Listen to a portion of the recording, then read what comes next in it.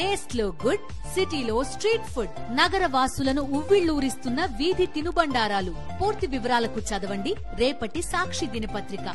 ప్రైవేటీకరణకు వ్యతిరేకంగా విశాఖ ఉక్కు కార్మికులు రోడ్డెక్కారు. కార్మిక వ్యతిరేక నిర్ణయాలు తీసుకుంటే సహించేది లేదని హెచ్చరిస్తున్నారు.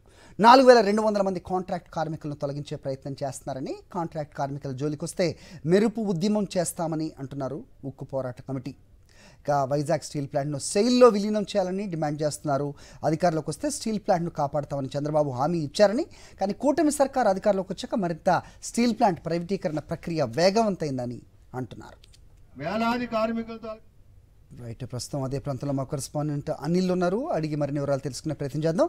అనిల్, చెప్పండి. సో ఉక్కు కార్మికులు ఆందోళనను ఉధృతం చేసినట్టు తెలుస్తోంది. ఏం చెప్తున్నారు వాళ్ళు? అప్డేట్స్ ఏంటి? కూటమి ప్రభుత్వం ఎన్నికల ముందు హామీ ఇచ్చింది. తాము అధికారంలోకి వస్తే కనుక స్టీల్ ప్లాంట్ను పరిరక్షిస్తామని చెప్పి నేరుగా ముఖ్యమంత్రి చంద్రబాబు ఎన్నికల ముందు చెప్పడం జరిగింది. ఎన్నికల తర్వాత కూడా పదే పదే స్టీల్ ప్లాంట్ను కాపాడుతామని చెప్తూ వస్తున్నారు. కానీ అధికారంలోకి వచ్చినప్పటి నుంచి కూడా పూర్తి స్థాయిలో స్టీల్ ప్లాంట్ ప్రైవేటీకరణ దిశగా నిర్ణయాలు వేగంగా జరుగుతూ ఉన్నాయి. కార్మికుల తొలగింపు కావచ్చు, లేకపోతే అనుబంధ సంస్థల అమ్మకాలు కావచ్చు, లేకపోతే డిప్యుటేషన్పై ఇతర స్టీల్ ప్లాంట్లకు తరలించేటువంటి ప్రయత్నం కావచ్చు. ఇలా ప్రతి నిర్ణయం కూడా స్టీల్ ప్లాంట్ ప్రైవేటీకరణ వైపు వేగంగా అడుగులు పడుతున్నాయని కార్మిక లోకం అంతా కూడా ఆగ్రహం వ్యక్తం చేస్తోంది. నిన్న 4200 మంది కాంట్రాక్టు కార్మికులను తొలగించేటువంటి ప్రయత్నాన్ని కూడా కార్మికులు పెద్ద ఎత్తున అడ్డుకున్నారు. ప్రస్తుతం పోరాట కమిటీ చేస్తున్నటువంటి టెంట్లో పోరాటం చేస్తున్నటువంటి దీక్షా శిబిరం వద్ద మనం ఉన్నాం. మాట్లాడదాం. పోరాట కమిటీ నేతలు మనతో పాటు ఉన్నారు. సార్, చెప్పండి, ఎలా చూడాలి? ఎన్నికలకు ముందు స్టీల్ ప్లాంట్ను కాపాడే బాధ్యత తాము తీసుకుంటామని చెప్పి ప్రకటించారు. ఇప్పుడు చూస్తే దానికి భిన్నమైనటువంటి పరిస్థితి ఏమంటారు? అప్పుడు విశాఖపట్నం స్టీల్ ప్లాంట్ పోరాట కమిటీ సభ్యులు ఉండి నా పేరు డివి రమణారెడ్డి. అంతకుముందు కూటమి ప్రభుత్వం అధికారంలో రాకముందు ఇదే పెద్ద గాజువాకలో మీటింగ్ పెట్టి సాక్షాత్తు చంద్రబాబు నాయుడు గారే చెప్పారు, విశాఖపట్నం స్టీల్ ప్లాంట్ను కాపాడే బాధ్యత నాది, మీరు మా అభ్యర్థులు గెలిపించండి అని చెప్పడం జరిగింది. దానికి అనుగుణంగా గత ప్రభుత్వం మీద, అంటే స్టీల్ ప్లాంట్ విషయంలో ఇక్కడ ప్రజలు కానీ కార్మికుల ఆశలకు అనుగుణంగా ఆ రోజు ముఖ్యమంత్రి స్పందించలేదని, మరి కూటమి ప్రభుత్వం ఏదైతే కూటమి ప్రభుత్వం ఉన్న నేతలందరినీ కూడా ఇక్కడ ఉక్కు కార్మికులు కానీ రాష్ట్ర ప్రజలను గెలిపించడం జరిగింది. అయితే మీ అందరం కూడా ఏమన్నారంటే ఇదే టెంట్ ధరకు వచ్చి చంద్రబాబు చెప్పడం జరిగింది, విశాఖపట్నం స్టీల్ ప్లాంట్ కాపాడుకునే బాధ్యత నాది, అది మోడీ గారితో మాట్లాడి అని. కానీ అధికారంలోకి వచ్చిన తర్వాత ఇక్కడ జరుగుతున్న పరిమాణం రోజు రోజుకి శరవేగంగా మారుతూ ఉన్నాయండి.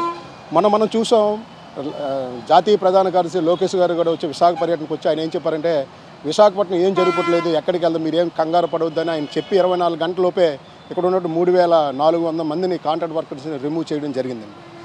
కానీ దానికన్నా ముందు దశలవారీగా ఏదైతే విశాఖపట్నం స్టీల్ ప్లాంట్కి సంబంధించి దశలవారీగా నిర్వీర్యం చేయడానికి ప్రధాన అనేక కారణాలు ఉన్నాయి. ముఖ్యంగా ఏంటంటే ముడిసరుకు కొరత అనేది సృష్టించారండి. గతంలో 4 నుంచి 5 రేకులు వచ్చేవి.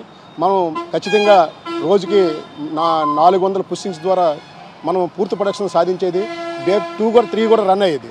అలాంటిది ఈవేళ ఈ రా మెటీరియల్ స్టీమ్లైజ్ చేయడం జరిగింది. అంతేకాదు BF 1 మాత్రమే రన్ అవుతుంది. అట్లా రన్ అయితే మాత్రం కేవలం మరి 1000 కోట్ల ప్రాపర్టీ కూడా వచ్చే పరిస్థితి ఉండదు. కానీ మీరు చెప్పండి, ఏమంటారు? ఒక్కొక్క బ్లాస్ట్ ఫర్నేస్ మూసివేత దిశగా వెళ్ళిపోతుంది. కాంట్రాక్ట్ కార్మికులను తొలగించేటువంటి ప్రయత్నం చేస్తున్నారు. ప్రతి నిర్ణయం కూడా ప్రైవేటీకరణ వైపే తీసుకుంటున్నటువంటి పరిస్థితి ఎలా చూడాలి? ఏమంటారు మీ అభిప్రాయం?